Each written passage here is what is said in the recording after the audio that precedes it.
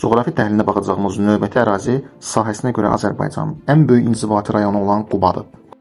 Quba 7 rayonla sərhəddə yerləşir. Rayonun relyefi həm dağətəyi düzənliklər, həm də yüksək dağlıq sahələrdən ibarətdir. Şimal-şərqində Qusar maili düzənliyi və Samurdəvə çobalığı, cənub-qərb sərhəddə isə Baş Qafqaz silsiləsinin hündür zirvələrindən keçir. Səhralaşmanın minimum olduğu Quba rayonu həm mülayim, həm soyuq, həm də dağ tundra iqlimlərinə malik unikal ərazilərdən biridir. Rayonun çay şəbəkəsi sıxdır və buradan axan çaylar Xəzər dəniz hövzəsinə aiddir. Yağıntılar əsasən payız aylarında düşür. 171 min əhalisi olan Quba etnik müxtəlifliklə seçilir.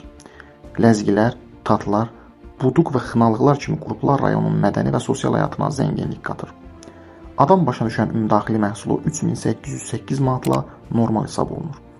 Quba Azərbaycanın ən çox inkişaf etmiş kənd təsərrüfatı rayonlarından biridir. Burada meyvəçilik, kartofçuluq, qoz, fındıq, badam kimi qərzəkli meyvəçilik güclü inkişaf etmişdir. Xaltan, xaşı, cimik kimi mineral bulaqlar, həmçinin əhəngdaşı və mərmər kimi tikinti materialları Quba rayonunun daxili sərvətləri hesab olunur. Daxil olduğu iqtisadi rayonda kənd təsərrüfatı və mədəniyyəti ilə seçilən Quba Azərbaycanın ən önəmli turizm mərkəzlərindən biridir.